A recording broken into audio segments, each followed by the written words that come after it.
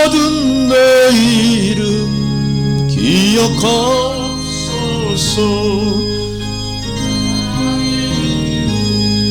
보좌 앞에 놓인 어린 양 생명책에 기록하옵소서. 간주 뒤에 3절.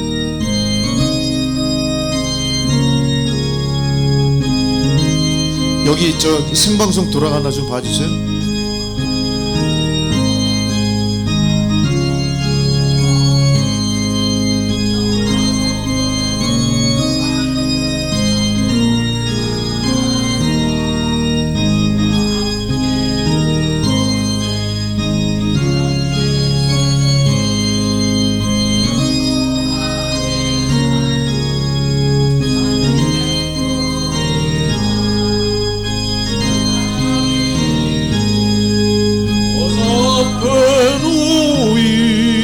어린 양 생명책에 기록하옵소서.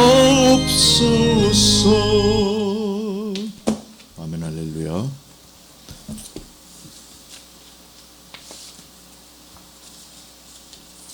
선한 능력으로 찬양 드리시겠습니다. 선한 능력으로.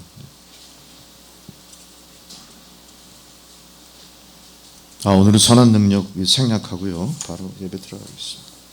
다 자리에서 일어나셔서 묵상기도 드리심으로 9월 7일 오순절 후 13번째 주일 예배 드리도록 하겠습니다.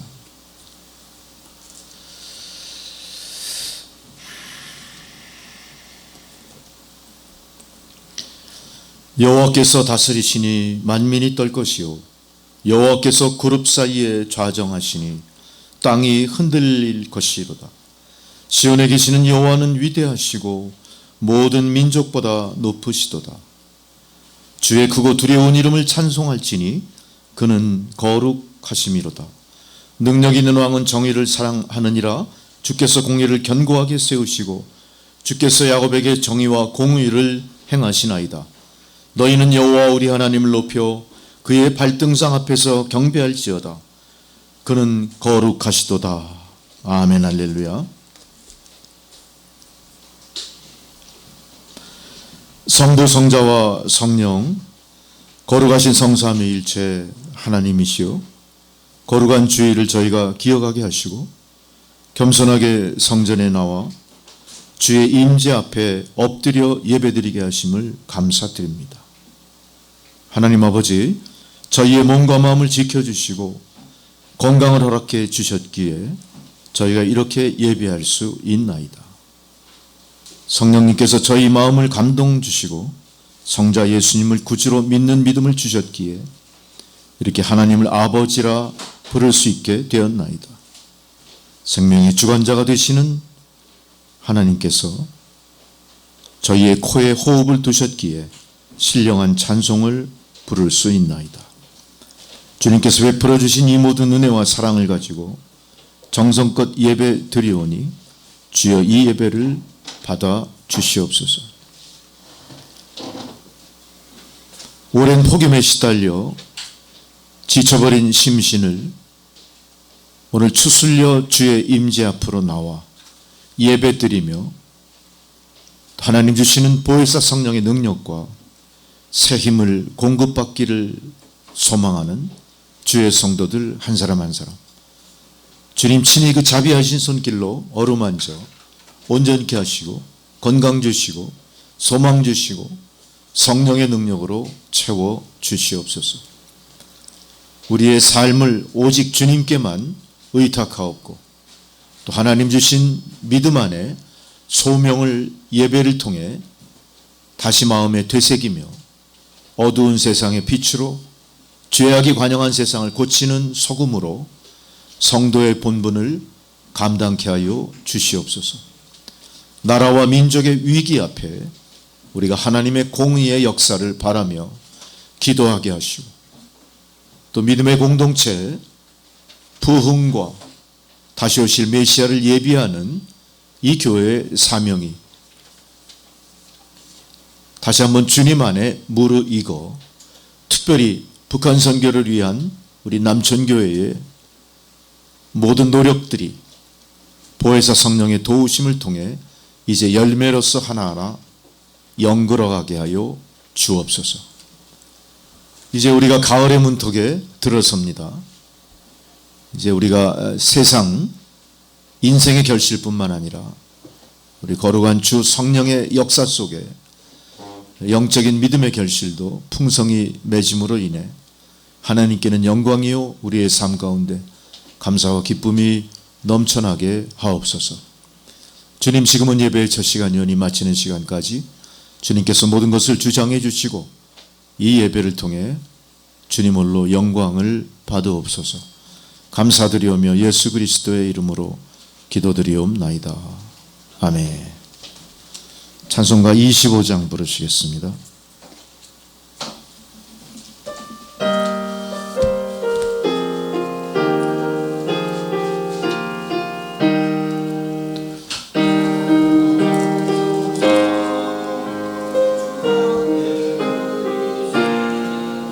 저 천사 기쁜 노래가 온 땅에 퍼지네.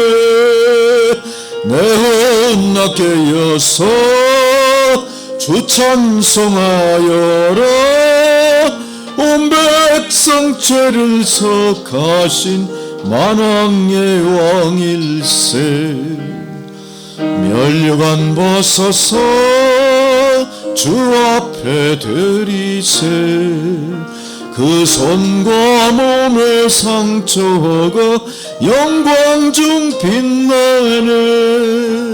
하늘의 천사도 그 영광 보고서 고난의 신비 알고자 내름모하도다. 면류관 벗어서 주 앞에 들이세. 온 세상 전쟁 그치고 참 평화 오겠네. 주 보좌 앞에서 온 백성 엎드려 그 한량없는 영광을 늘 찬송합니다. 아멘. 다 함께 사도신경으로 우리 신앙을 고백하시겠습니다. 나는 전능하신 아버지 하나님 천지의 창조주를 믿습니다. 나는 그의 유일하신 아들 우리 주 예수 그리스도를 믿습니다. 그는 성령으로 잉태되어 동정녀 마리아에게서 나시고 본디오 빌라도에게 고난을 받아 십자가에 못 박혀 죽으시고 장사된 지 사흘 만에 죽은 자 가운데서 다시 살아나셨으며 하늘에 오르시어 전능하신 아버지 하나님 우편에 앉아 계시다가 거기로부터 산자와 죽은 자를 심판하러 오십니다. 나는 성령을 믿으며 거룩한 공교회와 성도의 교제와 죄를 용서받는 것과 몸의 부활과 영생을 믿습니다. 아멘. 자리에 앉으셔서 교동문 83번 빌립보서 4장 말씀 교독하시겠습니다.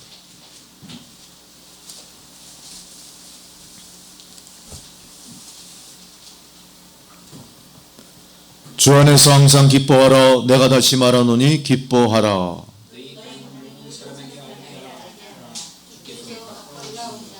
아무것도 염려하지 말고 다만 모든 일에 기도와 간구로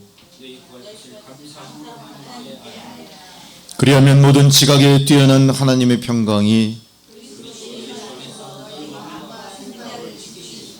그처럼 형제들아 무엇에든지 참되며 무엇에든지 경건하며 무엇에든지 오르며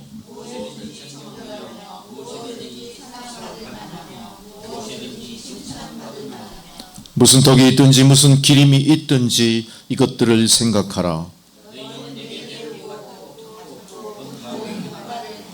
그리하면 평강의 하나님이 너희와 함께 계시리라. 아멘. 할렐루야. 주기도문 찬양 드리십니다.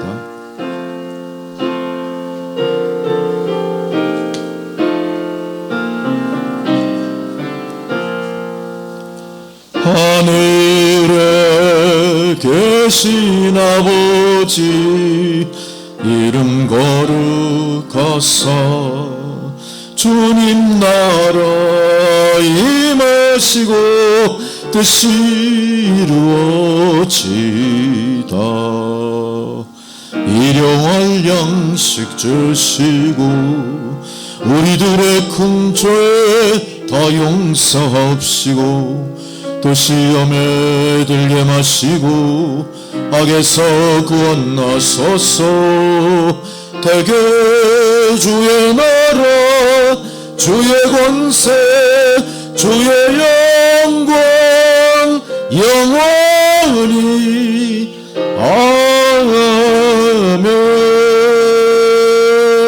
아멘. 아멘. 할렐루야. 절기에 따른 성경 봉독입니다. 첫 번째 봉독 신명기 30장 15절로 20절의 말씀.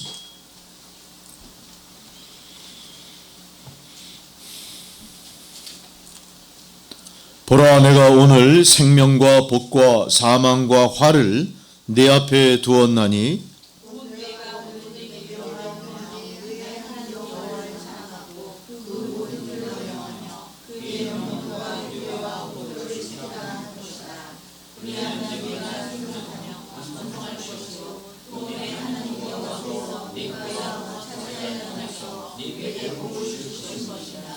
그러나 내가 만일 마음을 돌이켜 듣지 아니하고 유혹을 받아 다른 신들에게 절하고 그를 섬기면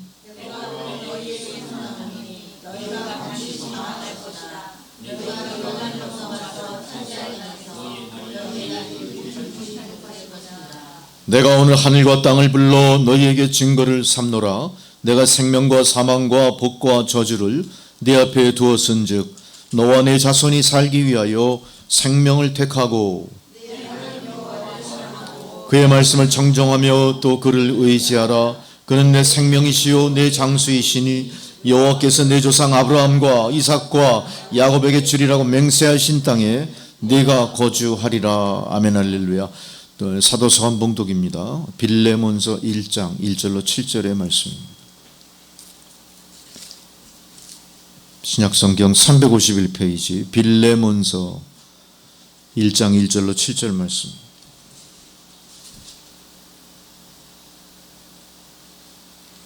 그리스도 예수를 위하여 갇힌 자 된 바울과 및 형제 디모데는 우리의 사랑을 받는 자요 동역자인 빌레몬과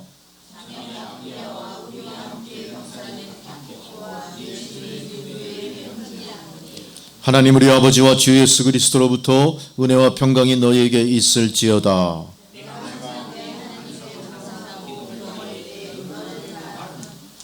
주 예수와 민 모든 성도에 대한 내 사랑과 믿음이 있음을 들음이니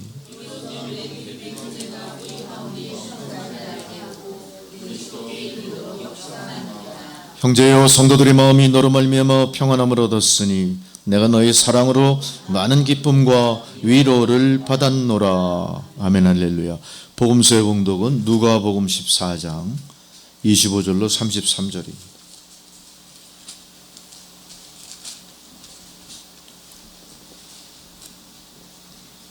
수많은 무리가 함께 갈새 예수께서 돌이키사 이르시되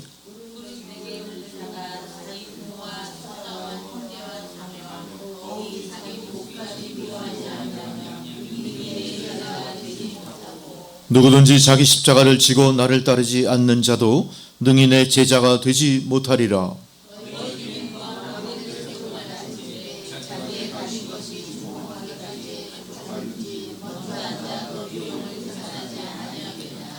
그렇게 아니하여 그 기초만 쌓고 능히 이루지 못하면 보는 자가 다 비웃어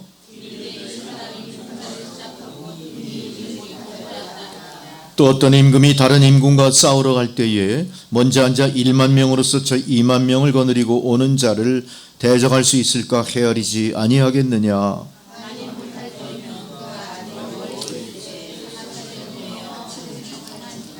이와 같이 너희 중에 누구든지 자기의 모든 소유를 버리지 아니하면 능히 내 제자가 되지 못하리라.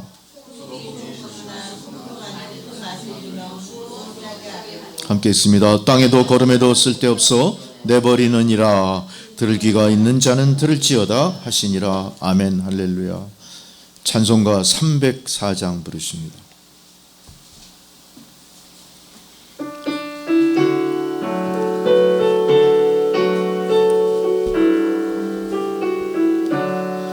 그 크신 하나님의 사랑 말로 다 형용 못하네. 저 높고 높은 별을 넘어 이 낮고 낮은 땅 위에 죄범한 영혼 구하려 그 아들 보내사 화목제물 삼으시고 죄 용서하셨네.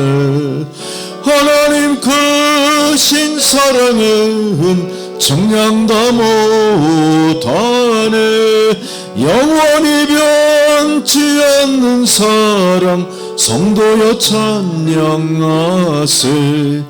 괴로운 시절 지나가고 땅 위에 영화쇠할 때 주 믿지 않던 영혼들은 건소리 외쳐 울어도 주 믿는 성도들에게 큰 사랑 베푸사 우리의 죄 사했으니 그 은혜 잊을까. 하나님 크신 사랑은 정량 다 못하네. 영원히 변치 않는 사랑 성도여 찬양하세.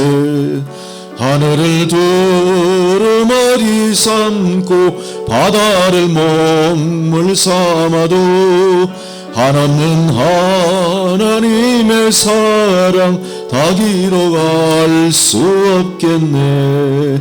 하나님의 크신 사랑 그 어찌 닿았을까. 저 하늘 높이 쌓아도 채우지 못하리. 하나님 크신 사랑은 정량 다 못하네. 영원히 변치 않는 사랑 성도여 찬양하세. 아멘. 할렐루야. 주님께서 저희들에게 주시는 말씀입니다. 이사야 5장 1절에서 7절까지 말씀입니다. 주의 말씀을 봉독해 드리겠습니다. 주님 말씀을 경청하시기 바랍니다. 이사야 5장 1절로 7절의 말씀.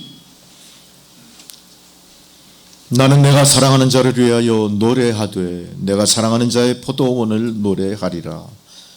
내가 사랑하는 자에게 포도원이 있으며 심히 기름진 사내로다. 땅을 파서 돌을 제하고 극상품 포도나무를 심었도다. 그 중에 망대를 세웠고 또 그 안에 술틀을 팠도다. 좋은 포도 맺기를 바랐더니 들포도를 맺었도다. 예루살렘 주민과 유대 사람들아 구하노니 이제 나와 내 포도원 사이에서 사리를 판단하라. 내가 내 포도원을 위하여 행한 것 외에 무엇을 더할 것이 있으랴. 내가 좋은 포도 맺기를 기다렸거늘 들포도를 맺음은 어찌 됨인고. 이제 내가 내 포도원에 어떻게 행할지를 너희에게 이르리라. 내가 그 울타리를 걷어 먹힘을 당하게 하며 그 담을 헐어 짓밟히게 할 것이요 내가 그것을 황폐하게 하리니 다시는 가지를 자름이나 북을 돋우지 못하여 찔레와 가시가 날 것이며 내가 또 구름에게 명하여 그 위에 비를 내리지 못하게 하리라 하셨으니 물은 만군의 여호와의 포도원은 이스라엘 족속이요 그가 기뻐하시는 나무는 유다 사람이라. 그들에게 정의를 바라셨더니 도리요 포악이요 그들에게 공의를 바라셨더니 도리요 부르짖음이었도다. 아멘. 할렐루야. 김기롱 장로님 기도해 주시겠습니다.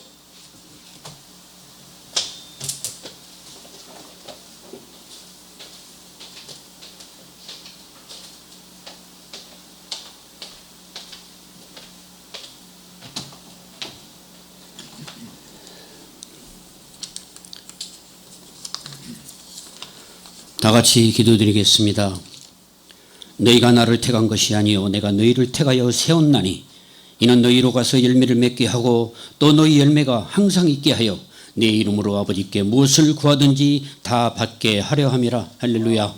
사랑과 은혜가 풍성하신 하나님 아버지, 오늘 계시의 계절 9월을 맞아 이렇게 나와 주님 앞에 엎드려 기도할 수 있게 하오니 감사드리옵나이다. 우리가 드리는 이 예배가 신령과 진정으로 드리는 예배가 되게 하옵시며 머리로만 하는 믿음이 아니라 현실의 삶 속에서 실행하는 믿음 되게 하시옵소서. 우리의 심령에 성령께서 임하사 성령의 열매로 풍성한 이 가을 되게 주여 도와주시옵소서. 아직도 우리 안에 남아있는 교만과 미움, 시기와 질투, 그 모든 악한 세력들 선한 성령의 불로 태워 없어주시고 오직 주님만이 기뻐하시는 의와 진리의 열매가 넘쳐나는 복된 우리 남천교회 성도님들 다 되게 도와주시옵소서. 하나님 아버지, 아직도 혼란과 분열 속에 있는 우리나라와 북한 동포를 위해 기도합니다. 새로운 정부가 들어섰음에도 불구하고 여전히 계속되는 고물가와 경제 침체로 신음하는 서민들의 삶을 돌봐 주시고 고령화와 저출산의 세계적 위기 속에서도 특별히 우리나라 지도자들과 교회와 또 학교와 모든 국민들이 지혜롭게 똘똘 뭉쳐 희망찬 미래를 향해 힘찬 발걸음으로 나아가게 하시옵소서. 더 나아가서 저 헐벗고 굶주린 북한 땅, 북한 우리 민족들을 위해 기도합니다.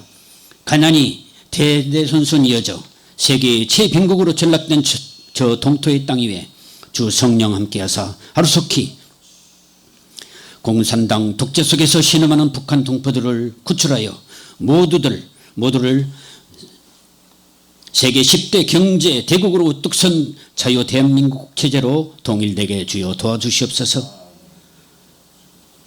주여 모든 것 합을 이루어 선을 향하는 우리 모두가 되기를 기도합니다. 오늘 귀한 말씀 전하실 담임 목사님을 위해 기도합니다.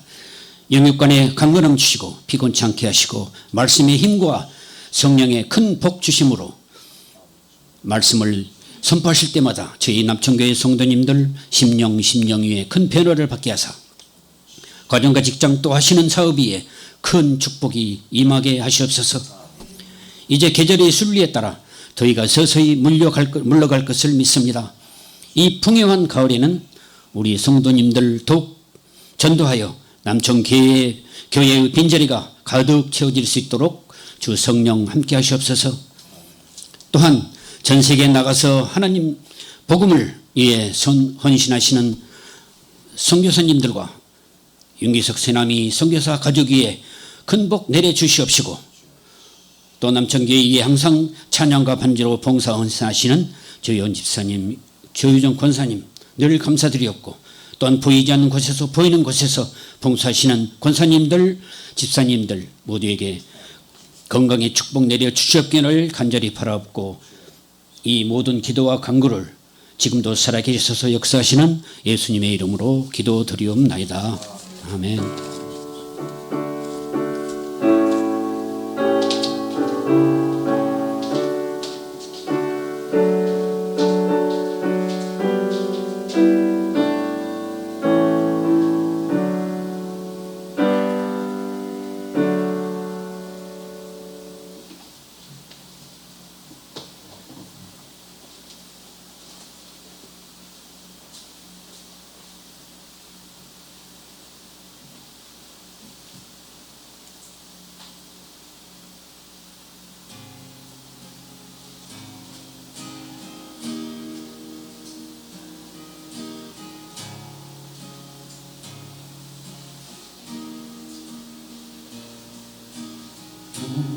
우리 주를 기대하며 능력이 많으시도다 그의 지혜 무궁하여 인자는 영원하도다 상한 자를 고치시며 상처를 싸매시고가 별들의 수를 세시며 이름을 붙이셨도다 그가 구름으로 하늘을 덮으시며 땅을 위하여 비 준비해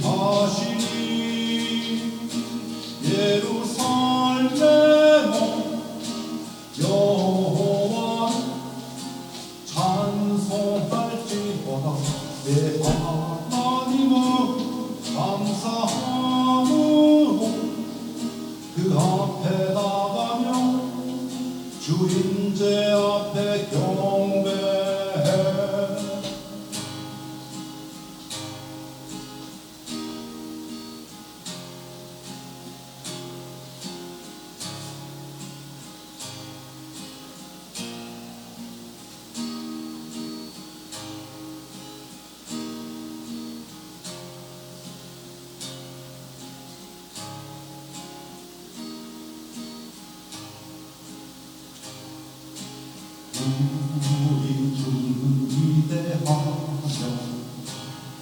능력이 많으시도다. 그의 지혜에 무궁하며 인자는 영원하도다. 상한 자를 고치시며 상처를 싸매시도다.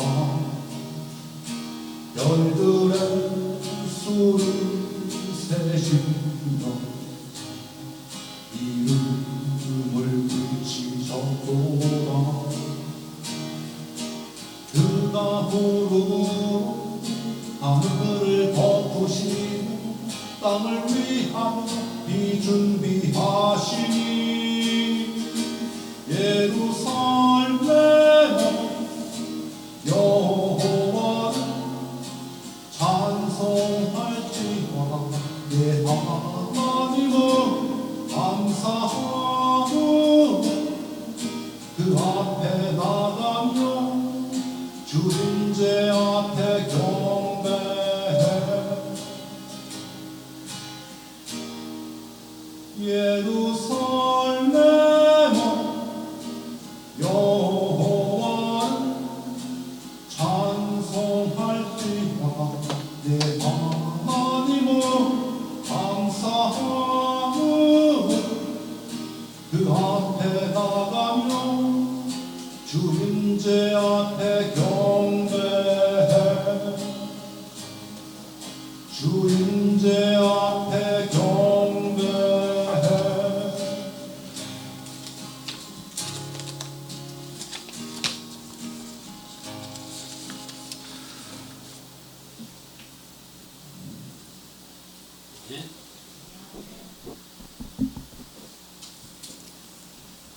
할렐루야. 예배가 정시에 이루어지는 게 얼마나 큰 하나님 축복인지를 우리가 깨달아 아셔야 됩니다. 예배를 방해하는 요소는 우리 안팎에 항상 상존하고 있고요. 시대가 악할수록 주님 오실 날이 가까이 올수록 예배는 점점 더 많은 도전에 직면하게 될 겁니다. 그런 현실을 감안할 때 우리 안에서의 도전은 있어서는 안 되겠죠. 우리는 어떻게든 똘똘 뭉쳐서 외부로부터의 적에 항쟁을 하셔야 될 거예요. 그런 의미에서 우리는 더욱더 주님의 사랑으로 하나 되는 그리스도의 몸된 교회 성도들 되시기를 주의 이름으로 축원합니다. 특별히 9월달 이제 가을의 문턱에 들어서는 참 좋은 계절인데 이 좋은 계절날 세상은 가만히 있지 않죠. 가만히 있는 게 몸이 좀이 쑤시나 봐요. 뛰고 싶지요. 그래서 다 마라톤 뛴다고 다 나가가지고 길을 다 막아놨는데 우리가 그걸 생각한다면 일찍 움직이셔야 돼요. 일찍 움직이셔야 돼요. 제가 여러분 헐레벌떡 들어오는 모습 보면요, 저도 영향을 받아요. 저도 정신이 없어가지고 준비한 거 막 까먹고 그러고요. 임기응변이라고 대응한답시고 실수하고 그래요. 그럼 바로 또 여러분들은 인상심에서 저를 쳐다보기 시작하잖아요. 그럼 이 준비한 설교가 안 나가요. 협력하셔야 된다. 이 목사가 부족해도 설교가 지루하고 늘어지더라도 여러분은 뭔가 기대하는 표정으로 날 바라보셔야 그나마 퍼올릴 힘이 생기죠. 근데 반대로 가면요, 그나마 남아있는 거 퍼올릴 힘조차 없다 보니까 여러분도 늘어지고 저도 늘어지고 성령의 은혜도 주저앉아 버리는 거예요. 모쪼록 9월달 이 결실의 계절에는 그런 많은 도전과 시련을 이겨내고 정말로 단단한 결실이 여러분이나 교회 안에나 또 주의 종에게 있기를 바랍니다. 그렇게 협력을 해 주십시오. 할렐루야. 하다못해 이 미물인 진해도 또 방해하잖아요. 진해. 이걸 예사로 보면 안 돼. 우리를 향한 경고일 수 있어. 긴장합시다. 그런 뜻이에요. 아셨죠? 긴장하셔야 됩니다. 오늘 설교 내용 그 본문이 제목이 포도원의 노래입니다. 포도원. 포도원 제목만 들어도 어때요? 상당히 분위기 좋죠. 포도원 얼마나 풍성한 것이 그 안에 있습니까? 얼마나 감미롭습니까? 전반까지는 상당히 감미로운 그런 내용들이에요. 근데 다른 한편으로는 그 이후부터는 좀 약간 무서운 내용들이 나오기 시작해요. 전반부에는 임의 포도밭을 노래한 사랑의 노래가 불려지는데 기름진 산등성이의 포도밭을 가지고 있었다. 이게 임의 노래. 그 임은 실제로 애인일 수도 있겠죠. 친구일 수도 있겠습니다. 내가 관심을 갖는 어떤 상대방일 수도 있겠습니다. 그 임을 향한 하나님의 도우심은 풍부한 일조량과 풍성한 그 비를 내려주셔서 너무 잘 됐어요. 그래서 이 사람들은 열심히 산등성이 포도밭을 정성스럽게 잘 돌봤습니다. 상상만 해보십시오. 그 포도밭이 얼마나 풍성한 결실로 그 포도송이마다 풍기는 그 향기가 얼마나 그 산등성을 가득 채웠을 거예요. 여러분도 예수 믿으면요, 여러분의 삶이 이 포도원처럼 늘 포도 향기가 풍성하게 퍼져나가야 돼요. 근데 포도 향기가 풍기는 게 아니라 이게 이상한 잡냄새가 나면 안 돼. 냄새조차도 없으면 안 돼. 다 쭉정이죠. 이게 포도가 이게 결실이 안 되고 다 쭉정이만 맺으면 안 돼. 우리 책임인 거예요. 그 하나님 원망할 일이 아무도 없어요. 하나님은 늦은 비와 이른 비 항상 거기에 맞게 모든 걸 다 내려주십니다. 우리의 노력이 부족했든가 정성이 부족했든가 우리가 게을른 소치로 그 포도밭이 망가진 거예요. 하나님의 뜻은 항상 그분이 지은 모든 것이 완벽하길 바라시고요, 그분이 택한 백성이 행복하길 바라시는 게 하나님 뜻이에요. 우리는 우리의 잘못을 뒤로 밀어놓고 자꾸 하나님 탓하면 안 돼. 당신 탓하면 안 돼. 어떻게 하셔야 됩니까? 우리가 항상 자기를 향해 내 탓이요, 내 탓이요. 한번 해보세요, 여러분. 내 탓이요. 캐톨릭에서 내 탓이요, 내 탓이요. 이 기독교도 배워야 돼. 이게 내 탓이 아니라 다 이 삿대질하니까 문제가. 오늘 나온 본문에 보니까 그 전반부의 아름답고 달콤한 그 행복한 그 모든 조성된 상황은 오래가지 못했습니다. 5절부터 보세요. 당장 5절부터의 내용은 뭡니까? 포도원에 저주가 내리기 시작해. 울타리를 다 걷어버렸어요. 이제는 울타리가 없어져 버리니까 들짐승들이 다 들어와서 가시덤불이 생기고 엉겅퀴가 덮이고 모든 결실된 것들마다 엉뚱한 이 들짐승들이 다 파먹어 버린 거예요. 거기다가 주야장창 이른 비 늦은 비로 내리던 그 옥토밭에 내리던 그 단비도 가물어들게 된 거예요. 그러니 어떻게 됐습니까? 그 포도원이 정말로 좋은 포도송이가 열리는 게 아니라 들포도가 들포도. 할렐루야. 조희정 권사님 헐레벌떡 오시느라고 지금 숨차십니까? 마음의 안정을 취하십시오. 예배를 통해서 주 성령의 위로를 받으시고 또 성령의 임재 앞에 기쁨이 넘치시면 되는 거예요. 이제 그렇게 해주실 거 걱정하지 마세요. 스마일 하십시오. 스마일. 자, 그런 의미에서 우리가 여기서 숨을 고르고 가야 돼. 숨을 고르고 가지 않으면 이 예배가 이게 어려워. 자, 우리 한번 어깨 이렇게 핍시다. 어깨 한번 이렇게 피세요. 한번 돌립시다. 이렇게. 이 어깨가 굳은 게 펴져야 전신이 릴렉스 되는 거예요. 자, 이렇게 돌리세요. 자, 권사님 이렇게 돌리세요. 하셨어요? 네. 그 다음에는 손을 이렇게 깍지를 끼세요. 깍지를 끼고 위로 올리세요. 이렇게. 뒤로 한번 쫙 제껴보세요. 아주 저 유영숙 권사님이 제일 제대로 하시네. 딱 뒤로 쭉. 그리고 이제 고개를 져서 내 손등을 바라보세요. 손등이 보입니까? 손가락이 몇 개예요? 11개도 있죠? 9개인 사람도 있습니까? 그리고 이제 천천히 이렇게 나래짓 하면서 내리시. 어때요? 숨이 골라졌죠? 할렐루야. 이제 언덕 위 포도밭에 올라갈 수 있겠죠? 우리가 준비가 안 되면 언덕 위 포도밭 헐레벌떡 못 올라가. 가다가 포기해버려. 에이, 포기하자. 야, 포도 저 우리 동네 가면 맨 세고 센 게 포도야. 거기서 사 먹으면 되지. 이러면 안 돼. 포도원에 왔으면 그 포도원의 포도를 따서 그거를 상에 올려놓고 감사의 기도를 드리고 우리가 받아 누려야 됩니다. 할렐루야 하셨죠? 오늘 이렇게 했습니다. 들포도가 열려버린 거예요.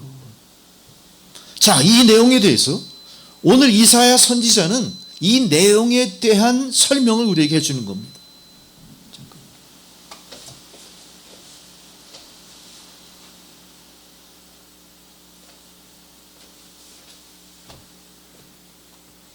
여기서 포도밭은 오늘 본문에서 설명을 해줘요. 이스라엘 민족을 가리킵니다. 이사야가 나의 임이라 표현한 이 포도원의 주인은 물론 하나님 아버지이신 거예요. 하나님 아버지 이 포도원 주인이세요. 하나님의 이 포도원에 많이 식재된 그 포도나무는 바로 하나님이 사랑하시는 이스라엘 백성들을 의미하는 것들입니다. 근데 이 포도원의 주인이 바로 이스라엘 백성들을 의미하는 그 포도가 하나님 기대하는 것만큼 제대로 된 결실을 바라고 기대했던 거였어요. 그러나 그 결실이 들포도로 맺어짐으로 말미암아 오늘 하나님은 비유의 말씀을 통해 하나님의 속내를 우리에게 표현합니다. 뭘 표현합니까? 공평과 정의라고 하는 이런 걸로 이스라엘을 표현합니다. 자, 결국 이스라엘은 공평과 정의라고 하는 하나님이 원하시는 결실을 내지 못했다는 거죠. 자, 그런데 우리 여기서 의문점이 하나 생깁니다. 아니, 하나님이 이스라엘 백성들에게 원하는 것이 왜 하필 공평과 정의였을까? 하나님의 사랑하시는 백성들이라면 그에 합당한 일을 이 백성들이 행했을 것이고, 성전을 수축하고 재건했을 것이고, 리모델링도 했을 것이고, 해외 선교를 위해서 많은 선교사를 보냈고, 소아시아 7교회를 개척했고, 어떻게 하든 하나님 뜻에 맞게끔 그렇게 행동을 했고, 하나님 뜻에 맞게끔 그렇게 역사를 이어왔을 텐데, 지금 이 자리에서 하나님이 뭘 원하시는 거예요? 왜 공의와 정의를 원하시냐? 공의와 정의는요, 하나님의 신적인 존재라는 입장을 생각할 때 종교적인 개념이 아니잖아요. 공의와 정의는 어떤 개념입니까? 이게 종교적인 개념이 아니라 정치적인 거예요. 근데 왜 하필이면 하나님이 이 백성들 앞에 공의와 정의를 외쳤을까? 이게 오늘 이사야 7장 포도원의 노래에 우리가 깊이 통찰해야 될 하나님 교훈이에요. 여기는 우리서 종교적 주제라기보다는 오히려 정치적인 주제를 화두처럼 우리에게 던져주신 하나님의 뜻을 생각해 봐야 돼요. 자, 그렇다면 정치와 종교가 어떤 관계에 있었을까? 우리가 이거를 제대로 인식하지 못한다면 이 말씀에 접근할 수가 없는 겁니다. 달리 얘기해서 정교 일치냐 정교 분리냐에 대한 오랜 세월 동안의 갈등이 오늘 드디어 표면으로 드러나 보이게 된 거예요. 어떤 부류는 정교 일치를 주장했습니다. 그 정교 일치를 주장하는 역사적 사실은 바로 AD 313년에 밀라노 칙령을 발표한 콘스탄티누스 대제에 의해서 기독교가 허용됨으로 인해 시작됐어요. 이제 기독교가 로마 시민들이 믿는 종교가 아니라 로마의 권세 아래에 있는 모든 민족들에게 허용된 종교가 됐어요. 이 종교를 허용한 권력이 누구 권력입니까? 콘스탄티누스 대제, 대로마 제국의 황제의 권력이었어요. 황제의 권력이 이거를 인용하고 허락했기 때문에 이제 정치와 종교는 어떻게 된 겁니까? 하나가 된 거예요. 로마의 국교는 기독교나 마찬가지가 된 겁니다. 이제 새 역사가 시작된 거예요. 그 전통은 황제와 교황으로 계속 대별되면서 이 권력의 지배는 중세 유럽까지 계속 이어져 내려오게 됩니다. 꼭 그런 이유가 아니래도 후세의 역사학자들은 이 시대를 암흑시대라고 표현했어요. 실제로 왜 암흑시대였을까? 우리는 종교를 갖고 있는 입장에서 상상하고 그것을 음미해 볼 수 있어요. 자, 우리 상상을 이렇게 해봅니다. 어쨌든 이게 암흑의 시대라고 이렇게 표현을 했어요. 여러 가지 다른 원인이 있었겠지만 이 암흑의 시대라고 표현된 그 근원에는 바로 정교 일치가 문제였다. 이걸 우리가 알 수가 있습니다. 자, 반대쪽에서는 정교 일치가 아니라 정교 분리를 주장하는 사람들의 목소리도 있었어요. 우리가 기독교 역사를 뒤돌아봤을 때 바로 이렇게 정교 분리를 요청했던 사람을 우리가 기억합니다. 언뜻 기억나는 사람이 있죠? 누가 기억이 납니까? 종교개혁을 일으켰던 마틴 루터죠. 종교개혁의 대상이 뭐였습니까? 정교 일치에 대한 반대였던 거죠. 그렇죠? 그게 종교개혁의 시작이었어요. 바로 1517년 10월 31일입니다. 마틴 루터가 이 종교개혁을 하면서 정교 분리를 주장하고 나와요. 자, 여기에 대해서 가장 반감을 갖고 있던 세력은 뭡니까? 그 당시 암흑시대를 지배하던 로만 카톨릭의 정교 일치 권세였어요. 할렐루야. 그들은 분명히 기독교를 표방했지만 종교와 국가 권력이 하나가 됨으로 말미암아 암흑시대를 방불할 만한 부패가 계속 이어졌다. 이런 얘기죠. 자, 이런 모든 상황에 대해서 종교가 세상 일에 일일이 다 간섭하며 왈가왈부할 수는 없습니다. 그건 사실입니다. 그러나 신학자가 과학적인 전문 분야에까지 간섭할 수 있을 것처럼 행세했던 게 암흑시대의 모습이었던 거예요. 신학이 어떻게 과학을 해체할 수 있을까요? 분석할 수 있을까요? 과학과 신학은 분야가 다른데요. 뿌리가 근원이 다른데요. 근데 그런 일이 벌어져야 암흑시대. 어떤 일이 벌어집니까? 우리가 제일 잘 아는 갈릴레오 갈릴레이 기억하실 거예요. 이 사람이 지동설을 주장함으로 말미암아 어떤 일이 벌어지죠? 종교 재판에 회부돼요. 종교가 과학을 어떻게 한 거죠? 과학을 지배하기 시작한 거예요. 종교가 과학을 분석해내기 시작한 겁니다. 종교는요, 과학과는 다른 거죠. 종교는 이성으로 이루어진 것들이 아닙니다.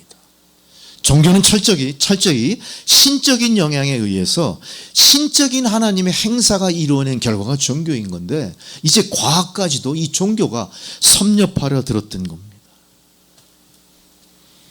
이렇게 종교가 이제는 과학에도 간섭하는 일을 함으로 말미암아 그것이 결국은 진리를 가로막는 자가당착에 빠져버린 거예요. 종교가 진리를 추구한다고 하면서 진리를 추구한 결과물로 지동설을 주장한 한 과학자를 재판에 회부해서 죽게 만들어버린 거예요. 죽지는 않았지만요. 이런 것들, 모든 것들을 통해서 이제 세상이 과연 종교 일치가 맞느냐, 종교 분리가 필요한 것일까, 이런 것에 대해서 여러 입장이 상충하는 그런 역사가 시작된 겁니다. 그러나 여기서 우리가 또 간과하지 않을 수 없는 아주 중요한 역사의 입장이 있습니다.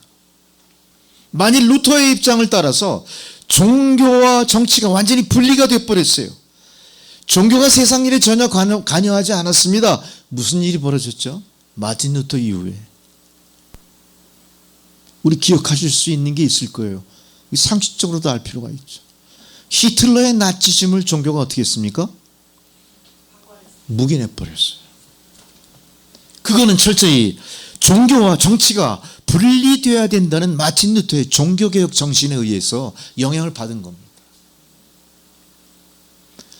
세상을 지배하는 불의가, 정의를 가장한 불의가 세상을 어떻게 만들었습니까? 사탄의 나라로 만들어버린 거예요. 하나님의 역사가 이어진 게 아니라 인류 최악의 씻을 수 없는 치욕적인 역사의 한 장을 열어줘 버린 거예요. 히틀러의 나치즘을 묵인한 큰 실수를 저질렀던 겁니다. 이게 이제 우리는 정교 일치냐 정교 분리냐 이 질문의 양자택일을 우리가 요청하는 것 아닙니다. 이것이 경우에 따라서는 종교 이데올로기로 변질될 수도 있고 교회의 도그마, 교회의 이기주의로 변할 가능성도 있어요. 이건 또 다른 교회의 타락을 우리에게 보여주는 그런 것들. 대한민국도 이런 과정을 겪었어요. 그런데 우리가 지칭하는 일부에서 주장하는 군사독재, 개발독재 시절에 이런 일들이 있었던 겁니다. 그동안 오랫동안 정교 분리를 근거해서 순수한 신앙만을 외치던 많은 교회 지도자들이 세상이 거꾸로 돌아가는 일에 대해서 무관심했던 건 사실이에요. 정말로 교회가 앞장서서 하나님의 공의인 자유민주주의를 위해서 헌신하고 앞장서지 않았던 겁니다. 오히려 독재 권력 앞에 아부하는 듯이 그런 모습을 보였던 거 우리가 기억하고 있는 것들이. 이런 종교와 역사와 현실 사이에 갈등들이 우리 안에도 있었다. 한반도, 대한민국 역사 속에서도 있었다.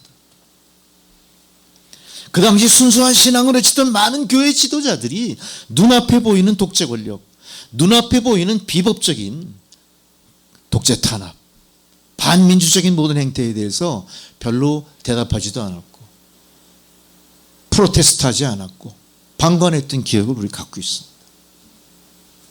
거꾸로 이 사람들은 툭하면 시청 앞에 모여서 이게 급진주의냐 보수주의냐 이래가지고 갈려서 맨날 싸우는 거죠. 그 당시 우리나라의 모든 교회 지도자들은 가만히 침묵하는 사람들이 있었는가 하면 사회 참여를 주장하는 기독교 장로회 측 같은 경우에는 사회 참여를 주장하는 향린교회를 중심으로 한 많은 종교적인 움직임들이 뭘 했습니까? 반정부 활동을 했습니다. 친북으로 약간 오해도 받는 경향이 있었지만 어쨌든 이 사람들은 가만히 예배당에 앉아서 예배나 드리고 가만히 예배당에 앉아서 우리끼리만의 아성을 쌓던 게 아니라 우리는 과감히 세상으로 나가서 세상을 변화시켜야 된다. 이게 사회 정의를 구현하는 일이다. 캐톨릭 쪽에서는 사회 정의 구현 사제단 이런 것들이 나타나가지고 대북 정책에 대해서 사사건건 시비를 건다든지 대북 정책에 있어 너무 폐쇄적인 것들을 이제 개방하라.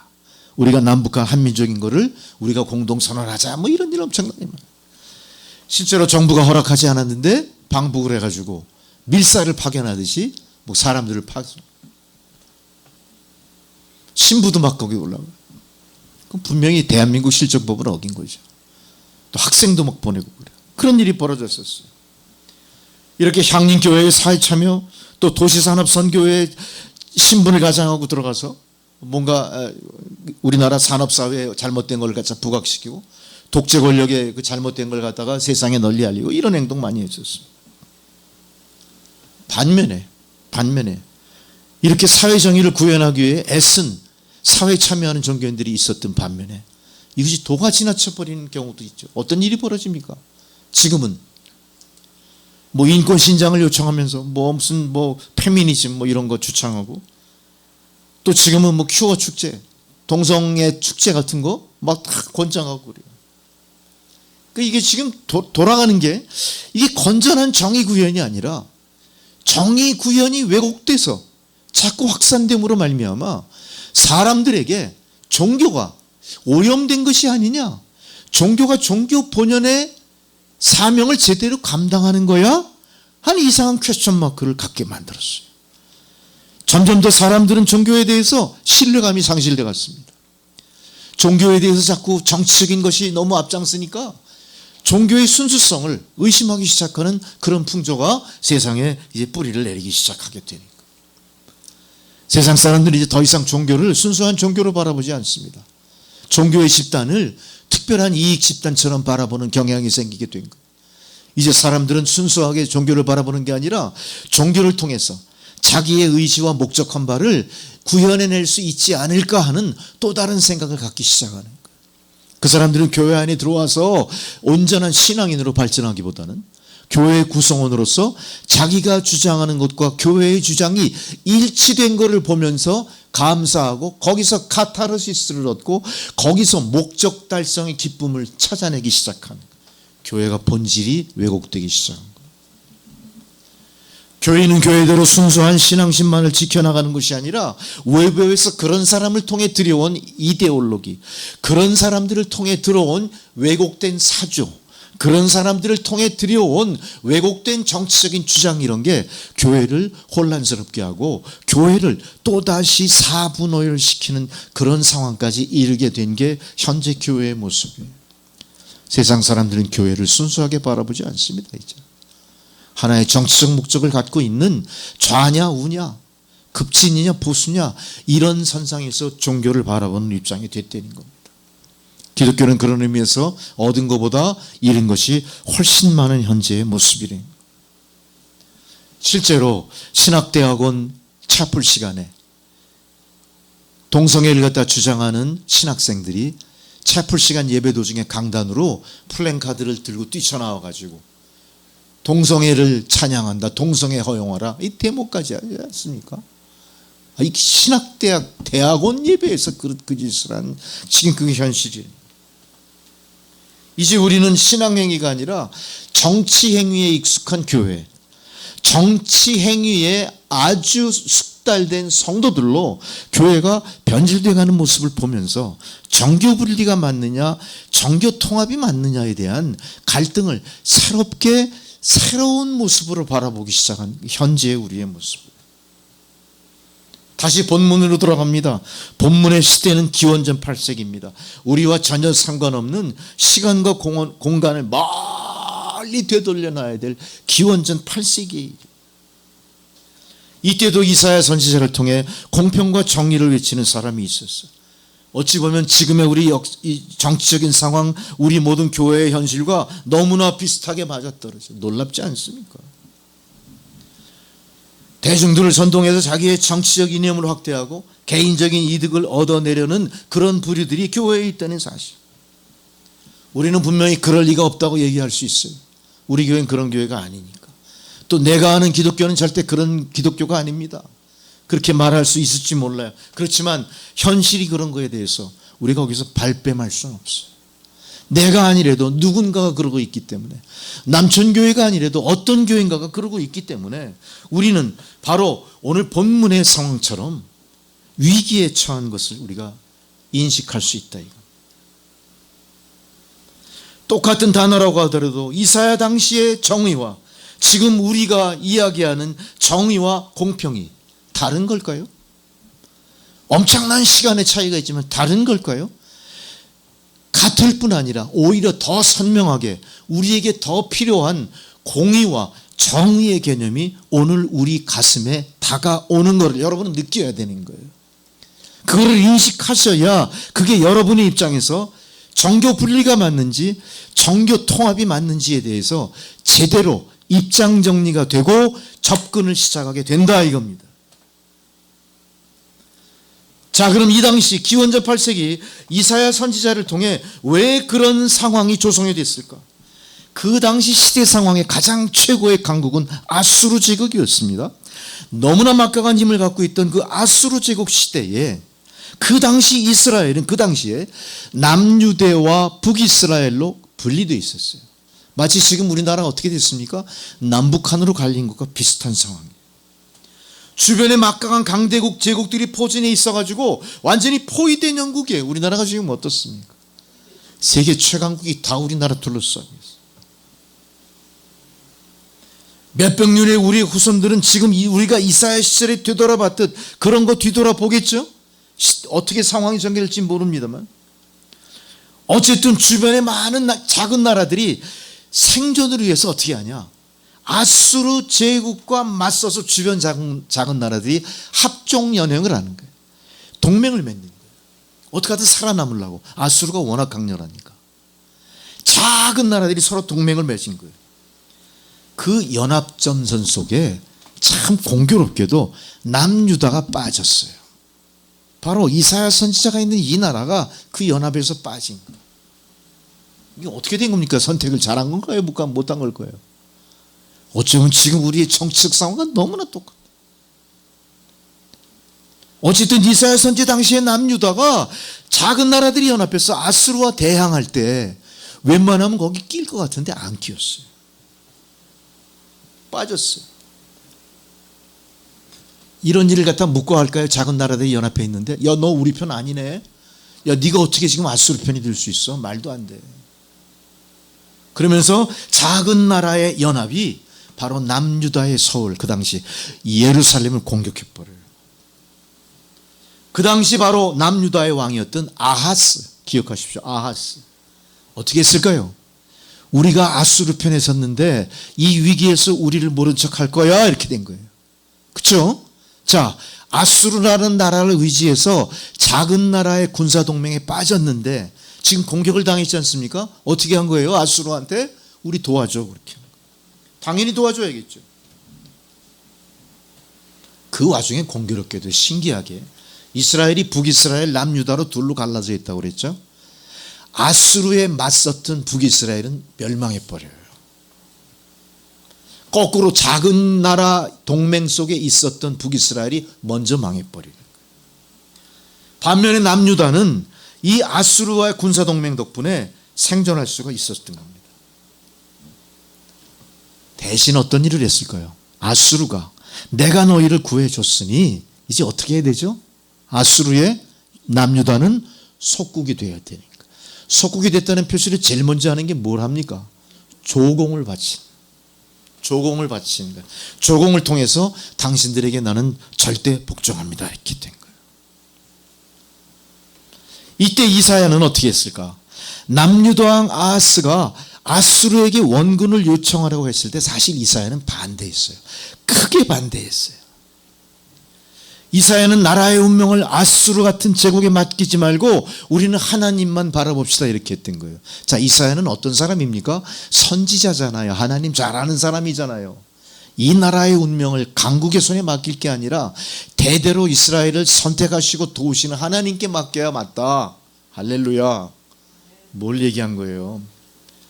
이 나라의 운명은 이 나라를 여기까지 이끄신 야훼의 손에 있는 것이지 우리를 잠시 도와준 세계 강국 아수르에게 있지 않다.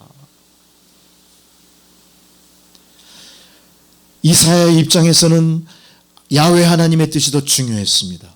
자, 이게 바로 하나님의 예언자 이사야와 정치로 나라를 통치하는 아하스의 차이인 거예요. 어떤 차이입니까? 정치와 종교가 분리돼서 가고 있었던 거예요. 그런데 이 상황에서 정치가 힘이 셌습니까? 종교가 힘이 셌습니까? 정치가 힘이 세서 아하스 왕이 아수르 편이 돼버린 거예요. 잠시 그 선택이 나라의 운명은 지켜냈지만 본질적으로 하나님의 선택받은 이스라엘 입장에서는 어떤 거죠? 씻지 못할 치욕적인 실수를 범한 꼴이 된 거예요. 아하스가 이사야의 경고를 받아 아수르 군대 원군을 요청하지 않았다면 역사는 어떻게 달라졌을까요? 아무도 모릅니다. 존속됐을지 멸망했을지 모릅니다만 그거는 하나님 공의의 역사 선상에 있었을 거예요. 하나님 공의의 역사에서 우리는 후회하지 않습니다. 그것이 멸망이든 번영이든 생명이든 사망이든 하나님 뜻이 다 받아들일 수 있는 게 믿음과 믿음 없음의 차이라는 거죠. 마찬가지로 남유다도 북이스라엘과 마찬가지로 연명은 했지만 눈앞에서 북이스라엘이 사라져버리는 모습을 통해 여러 가지 만감이 교차했을 겁니다. 우리는 살아남았지만 앞으로 저 아수르의 막강한 힘을 어떻게 받아낼 수 있을까? 열왕기하 18장 14절에요. 아수르 왕이 뭘 요청하는 줄 아세요? 내가 너희 나라 도와줬으니 그 당시 아수르 왕이 사내립 기억하시면 너희들 1년에 당장 은 10톤 금 1톤 갖다 바쳐야겠어. 금 1톤 빨리 계산해 보세요. 얼마예요? 지금 따지면 금 1톤 금 1톤이 어디가 있습니까? 이때 유다가 뭔 짓 합니까? 그 금을 충당하기 위해서 성전 기둥이나 성전 기명에 덧입혀놨던 이 플레이트나 도구만 모든 금을 다 벗겨서 모아도 1톤이 될까 말까 생각을 해보십시오. 이걸 갖다 바친 거예요. 여러분 연명은 했지만 어때요? 이 연명은 이 역사는 치욕의 역사, 지옥의 역사. 평화는 구걸하면 안 된다는 겁니다. 평화는 누가 보장하셔야 돼요? 아수르가 보장하는 게 아니라 하나님이 지켜주십니다. 결과적으로 아하스의 외교적인 선택으로 인해 남유다가 아수르에게 멸망하지 않은 게 중요한 게 아닙니다. 여러분은 신앙보다 외교적 감각이 더 중요해서 이스라엘이 살아남았다 착각하지 마십시오. 예언자들의 주장은 지나치게 이성적이고 현실과 맞지 않다 비난하지 마십시오. 저는 그 당시 국제적 상황이 어떻게 되고 정치적으로 무슨 일이 있었는지 그걸 언급할 실력은 없습니다. 잘 모르니까. 다만 아하스가 남유다에 빌붙어서 잠시 나라의 운명을 연장할 수 있었지 몰라도 긴 역사로 볼 때 결국은 어떻습니까? 이 유다도 멸망해요. 멸망하는 거예요. 남유다도 100년 뒤에 이제는 어느 나라에 망하냐? 아수르가 아니라 아수르를 물리친 바벨론에게 망해요. 결과가 어떻게 된 겁니까, 여러분?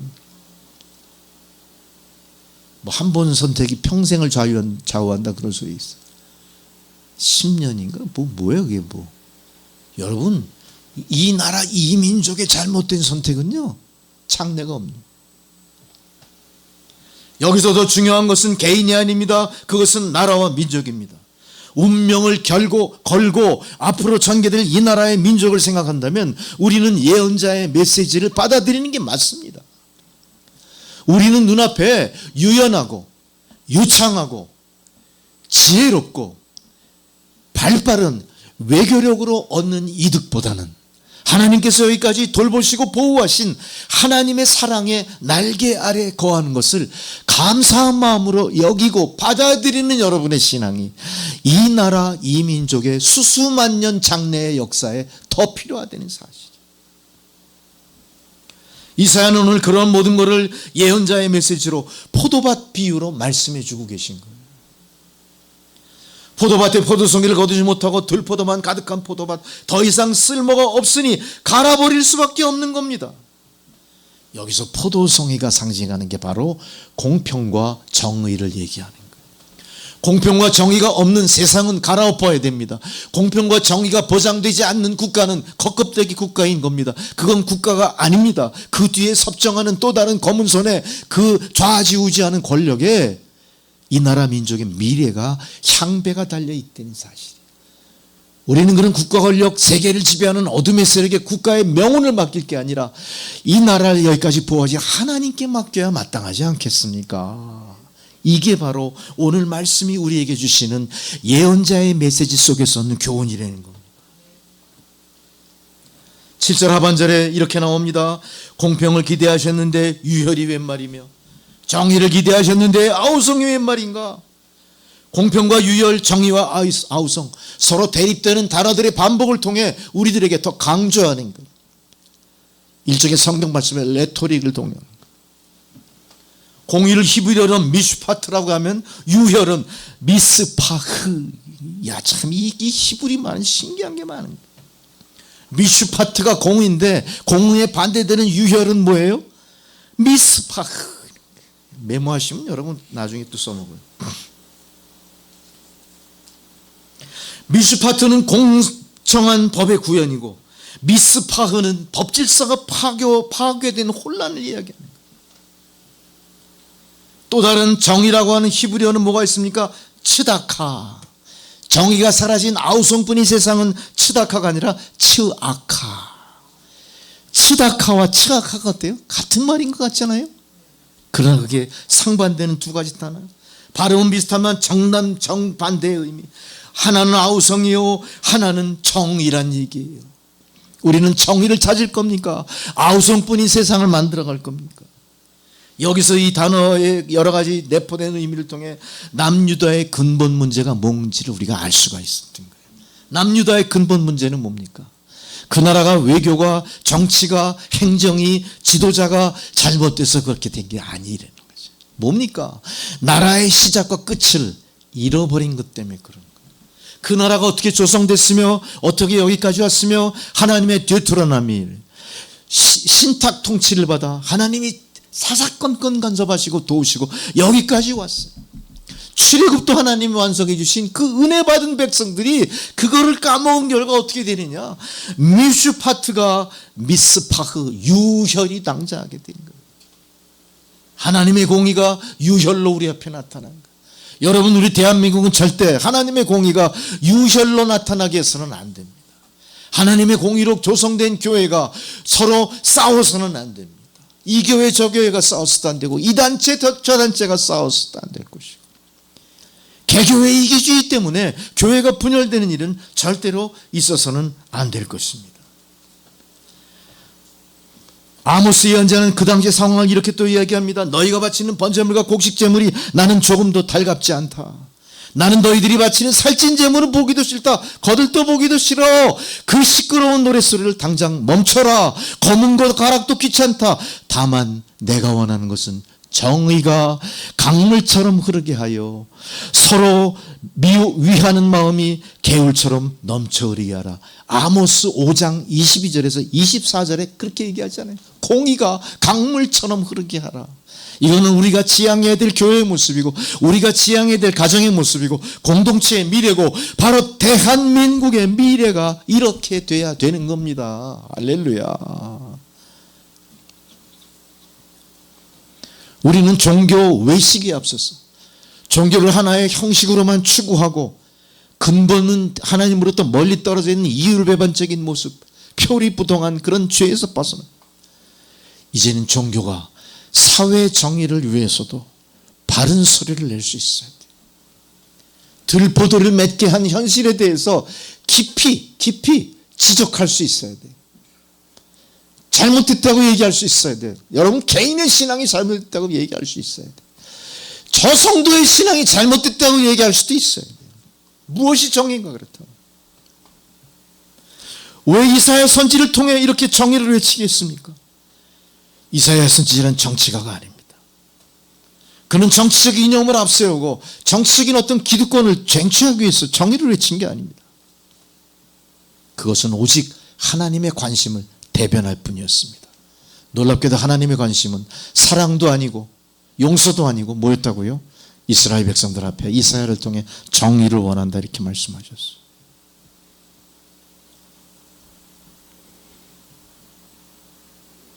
이사야의 눈에 인간의 삶은 파괴였습니다. 그거는 하나님에 대한 거역이었습니다. 북이스라엘 남유다가 결국 역사에서 사라져버린 가장 치명적인 원인은 뭡니까? 하나님에 대한 거역이었다. 이거를 이사야는 본 겁니다. 그의 눈에 보이는 인간의 삶은 하나님에 대한 거역으로 다 똘똘 뭉쳐있는 것. 이건 성서의 가르침에서 볼 때 가장 기본적이고 초보적인 겁니다. 인간이 누구냐? 하나님이 조성하신 하나님의 피조물이다. 그렇다면 인간은 아무리 그의 지력이 뛰어나고 아무리 그가 자기의 의식이 엄청난 수준까지 고양된 입장이라 하더라도 피조물은 피조물이에요. 피조물의 한계입니다. 창조주와 괄목상대 할 수조차 없는 거예요. 인간과 하나님은 절대적인 타자입니다. 형상만 빌렸을 뿐입니다. 하나님 우리를 만들 때 자기의 수물로로 형상대로 지은 존재죠. 그래서 우리는 하나님을 볼 때 하나님의 형상대로 지음 받았다는 걸 절대 잊어먹었으면 안 됩니다. 그게 성서의 가르침입니다. 우리는 하나님의 형상대로 지어짐을 받은 자다. 하나님의 형상대로 지음받은 하나님의 형상대로 지음받은 여러분들은 하나님 뜻대로 살아야 돼요. 그게 성서의 가르침이에요. 그걸 우리는 임마고 데이, 하나님의 형상이란 임마고 데이.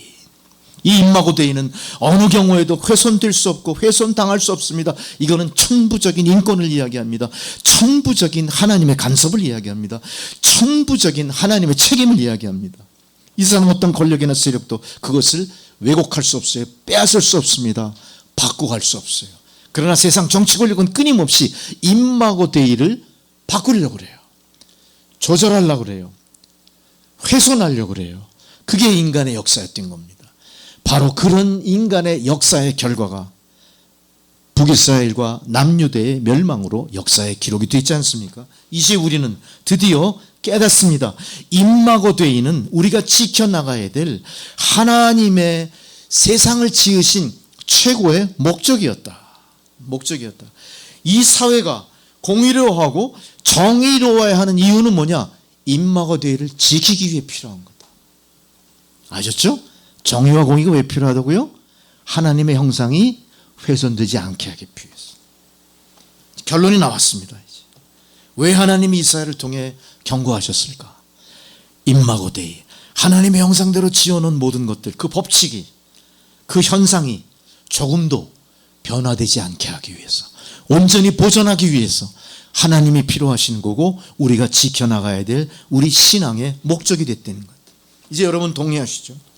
그러나 우리 다시 현실로 돌아와 봅시다.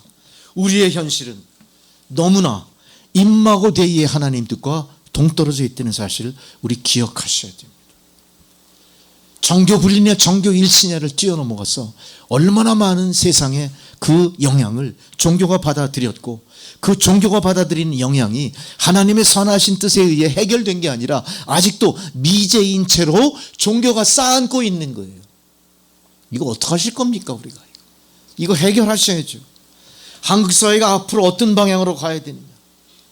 양극화가 점점 더 극심해지는 이 현실에 대해서 과연 하나님의 공의와 정의가 어떻게 구현되도록 임마고 대의를 지켜내야 될지 우리가 생각하셔야 돼요. 깊이 생각하셔야 돼요. 정권이 바뀔 때마다 엄청나게 많은 법들이 발생하면서 그 법이 우리의 삶의 생존을 위해 필요한 법일 뿐만 아니라 종교 자유에도 영향을 미칠 만한 많은 문제거리들이 우리에게 제시가 됐다는 사실이에요. 거기에 있어서 우리는 세상의 통치자들이 요구하는 법의 질서에 대해서 순응하거나 순종하거나 묵인하거나 굴종했을 뿐이지 한 번도 임마고 대의를 위해서 하나님의 정의와 공의를 외친 적이 없다는 사실이에요. 이제 그리스도의 몸인 교회가 본질적으로 결정해야 될 중요한 문제가 있습니다. 오히려 이 사회의 양극화에 있어서 한국 교회가 오히려 앞장서는 듯한 오해에서 벗어나셔야 돼요. 우리 안에 문제를 생각해 보세요. 미자리 교회 목사, 영원히 그 사람 그 목사는 누군가의 도움을 받지 않으면 자립이 안 돼. 매일 여러 곳에 손을 내밀어야 돼. 도와주세요, 도와주세요. 어떻게든 도움을 받아야 생활비가 들어오고 선교비가 들어오고 교회가 유지돼.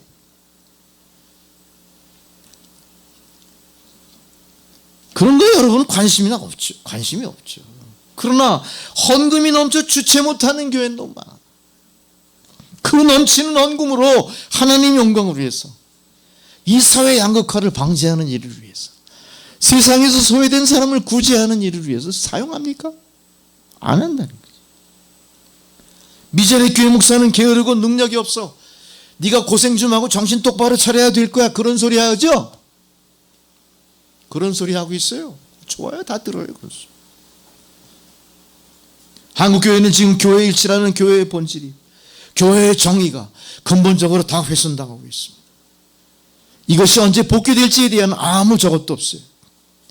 오히려 우리는 오늘 2700년 전 이 예언의 말씀을 통해 지금 한국교회와 한국사회에 주는 생생한 말씀으로 오늘 말씀 앞에 우리가 앉아있는 겁니다. 우리는 부끄러워하셔야 돼요. 또한 두려워하셔야 돼요. 공평과 정의가 땅에 떨어져 있는데 아무도 우리가 이걸 어떻게 할 능력이 없어. 부끄러워하셔야 돼요. 한국사회의 교회가 나락으로 떨어지니까 이거 두려워하셔야 되는데 그런 생각도 합니다. 예수께서는 우리에게 말씀하십니다. 무엇을 먹을까 마실까 염려하지 말라. 하나님 나라와 그의 의를 구하라. 과연 그러고 있습니까? 지금 이 시대의 한국화에서 가장 대표적으로 우리가 우려하고 나타나는 이 시대 이 가장 불합리하고 가장 어두움을 상징하는 법이 하나 있습니다. 포괄적 처벌금지법. 포괄적 처벌금지법 얘기하면 저 목사는 보수냐 진보냐 그런 거 따지지 마세요. 현실이 그런 건데 왜 이거 따집니까? 포괄적 처벌금지법이 뭐길래 도대체 문제가 되느냐. 이미 대한민국에는 성별, 장애 연령, 고용 형태 등 모든 영역에서 사회적 약자를 보호하는 개별적 차별금지법이 이미 있어요. 개별적 뭐예요? 각 사안별로 20개 이상이 되는 거 아닙니까? 근데 지금 다시 거기다가 뭐래요? 포괄적 다 합쳐서 뭔 얘기입니까? 판을 더 키워서 더 많이 들어와 이거 누리자 그거예요. 우리가 능력 있으면 얼마나 좋습니까? 다 들어와 이거예요. 다 들어와. 이게 민주주의야 그러는 거예요? 포괄이라는 이름에 도저히 상식적으로 남뜨기 어려운 일들이 생겨요. 그중에 어려운 게 뭡니까? 성정체성의 문제예요. 성적 지향성을 차별금지에 포함시켜라. 예를 들어볼게요. 영국의 유치원에서 아이들에게 뭘 가르칩니까? 남성과 여성이 있는 게 아니라 성은 어떻게 있어요? 수십 가지가 있다. 얘들아 너의 성을 여기서 골라봐. 이런.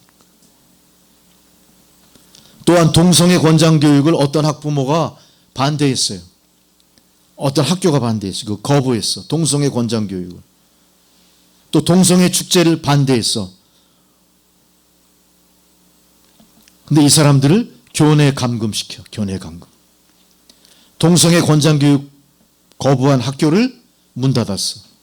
영국의 사례예요. 프랑스에는 이렇게 했어요.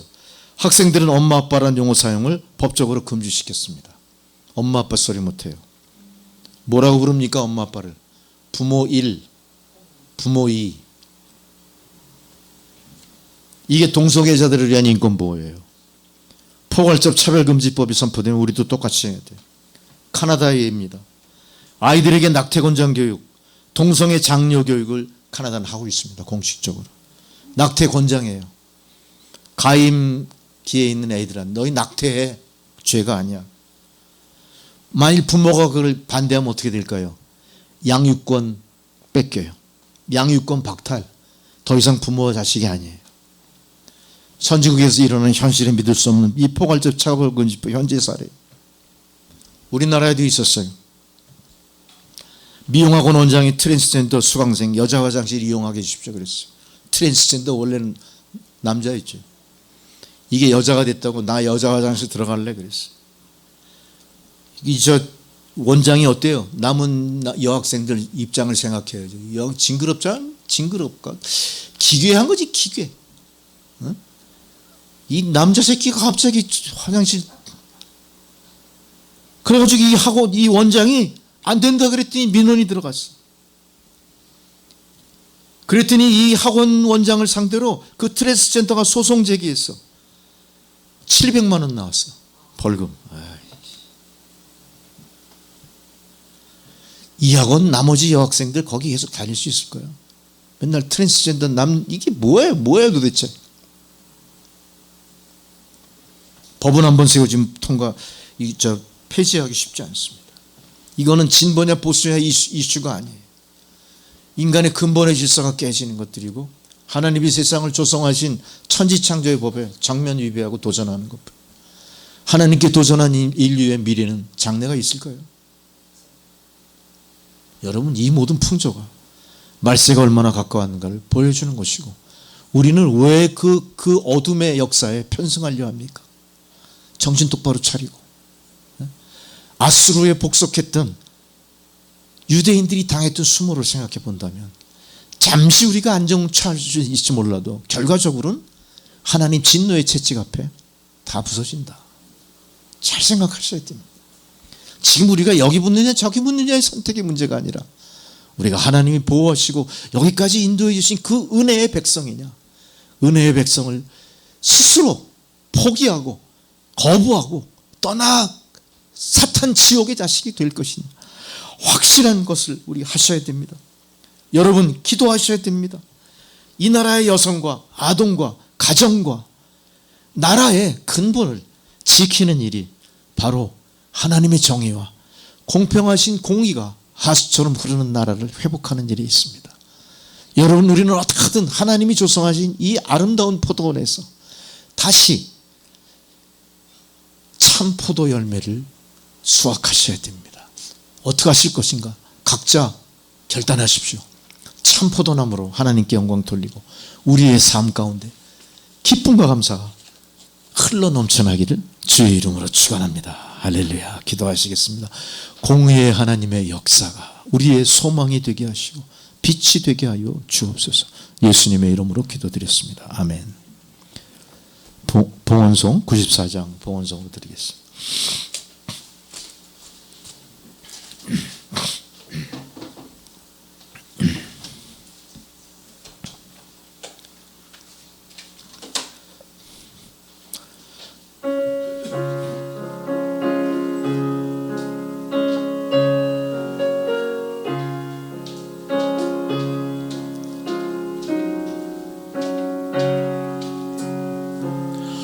주 예수보다도 귀한 것은 없네. 이 세상 부귀와 바꿀 수 없네. 영축은 내 대신 돌아가신 그 놀라운 사랑 잊지 못해 세상 즐거움 다 버리고 세상 자랑 다 버렸네. 주 예수보다도 귀한 것은 없네. 예수 밖에는 없네. 주 예수보다도 귀한 것은 없네. 이 세상 명예와 바꿀 수 없네. 이전에 즐기던 세상 일도 주 사랑하는 마음 뺏지 못해. 세상 즐거움 다 버리고 세상 자랑 다 버렸네. 주 예수보다도 귀한 것은 없네. 예수밖에는 없네. 주 예수보다도 귀한 것은 없네. 이 세상 행복과 바꿀 수 없네. 유혹과 핍박이 몰려와도 주 섬기는 내 맘 변치 않아. 세상 즐거움 다 버리고 세상 자랑 다 버렸네. 주 예수보다도 귀한 것은 없네. 예수밖에는 없네. 주여, 오직 예수밖에는 없음을 고백하는 주의 성도들, 오늘 감사한 마음으로 주님 전에 올라와 하나님 베푸신 은혜의 일단을 성별하여 예물을 드렸습니다. 드린 손길 축복하시고 이 예물을 흠양하소서. 예물이 사용되어지는 곳마다 하나님의 공의와 정의가 하수처럼 흐르는 역사가 나타나게 하옵소서. 예수님의 이름으로 기도드리옵나이다. 아멘. 할렐루야. 이제 주님 식탁의 초대 성만찬 예식 계속 이어서 거행하도록 하겠습니다.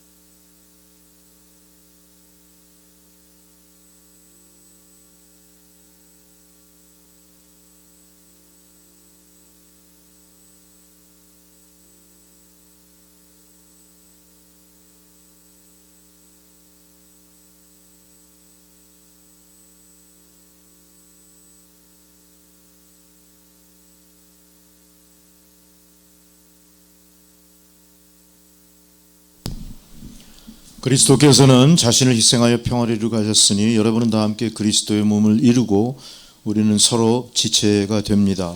주의 평화가 여러분과 함께 하시길 기원합니다. 주의 평화가 목사님과 함께 하시길 기원합니다.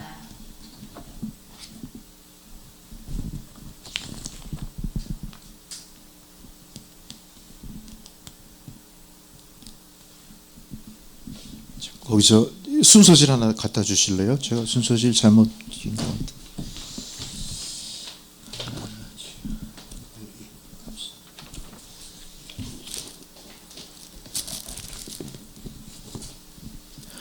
서로 주님의 평화를 나눕시다. 할렐루야. 성도 여러분, 이 시간은 하나님의 백성 가지는 즐거운 잔치입니다. 이것은 주님의 식탁입니다. 주님께서 준비해 놓으신 잔치 자리에 주를 믿는 사람들을 초청하셨습니다.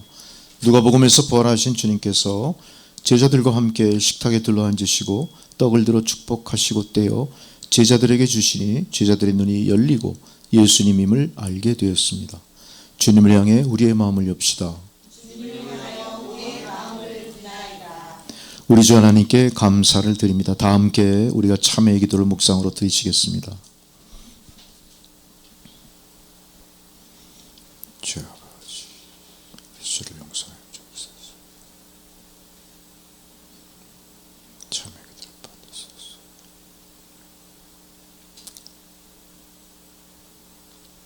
주여, 저희들의 참회의 기도를 들어주시옵소서. 주의 말씀대로 사랑을 베풀지 않았고 이해를 베풀지 않았고 용서하지 않았고 시기 질투하고 대립하고 주님의 걸어가신 성령을 근심케 했던 우리의 모든 모습을 오늘 이 성찬의 자리 임하기 전에 주님 십자가 아래 내려놓사오니 하나님, 저희들을 거룩한 주의 백성들로 삼아 주옵소서. 귀한 성찬에 참여할 성도의 모습으로 우리의 몸과 마음이 변화되도록 주 성령께서 역사하여 주시옵소서. 예수님의 이름으로 기도드리옵나이다. 아멘. 다 함께 거룩송으로 찬송가 23장을 부르시겠습니다.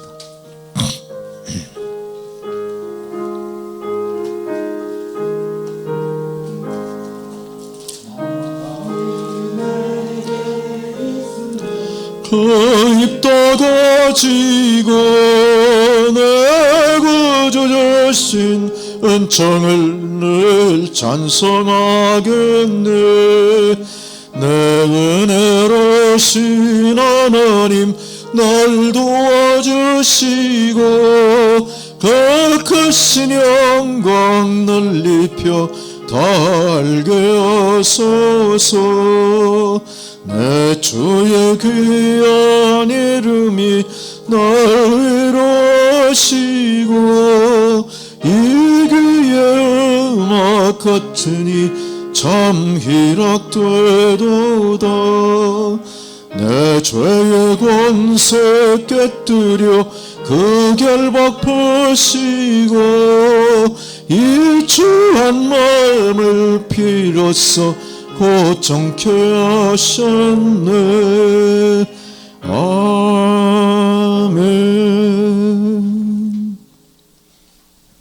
성령 임재를 위한 기원입니다. 온 우주를 주관하시는 주님, 주님이 걸어가시며 주님의 영광은 측량할 길이 없나이다. 모세와 예언자들이 증언했고 은혜로 동정녀 마리아를 감동케 하셨으며 요단강에서 예수님 머리에 강림하셨고 오순절 사도들에게 내리셨던 생명의 성령을 이 주님의 성찬 예전 위에 보내주시옵소서. 불같은 성령께서 오셔서 감사의 식탁에 성별되게 하시고 이 떡과 포도주가 우리를 위한 그리스도의 몸과 피가 되게 하옵소서. 성찬제정사는 고린도전서 11장 23절 29절에 기록된 내용들을 성찬제정사로 우리가 취하고 오늘 선포합니다. 주님이 주신 오늘의 성찬은 단순한 기념을 위한 것이 아닙니다. 우리 위에 상하고 찢긴 주님의 살과 귀하신 몸에서 남김없이 흘린 피를 회상하고 재현하는 현장으로서 그 감격을 되새겨야 합니다. 그리고 이제는 주님의 살이 나의 살이 되게 하시고 주님의 피가 우리의 혈관을 흐르도록 하는 새로운 언약의 결단을 해야 합니다. 성찬의 참여와 함께 우리 모두가 화평케 하신 예수 그리스도 안에서 하나가 되는 역사가 일어나야 합니다. 이것이 바로 성찬에 참여케 하신 주님의 뜻입니다. 아멘 할렐루야. 주의 기도를 다 같이 드리겠습니다. 우리 아버지여, 이름이 거룩히 여김을 받으시며 나라의 임하옵시며 뜻이 하늘에서 이루어지는 것 같이 이 땅에서도 이루어지게 하소서. 오늘날 우리에게 일용할 양식을 주시고 우리가 우리에게 잘못한 사람을 용서해 준 것 같이 우리 죄를 용서해 주시고 우리를 시험에 빠지지 않게 하시고 악에서 구하소서. 나라와 권능과 영광이 영원히 아버지의 것입니다. 아멘. 이제 성찬 분배입니다. 주님께서 잡히시던 밤이었습니다. 주님은 사랑하는 제자들과 같이 마지막 유월절 식사를 하셨습니다. 그때 떡을 들어 축사하셨습니다.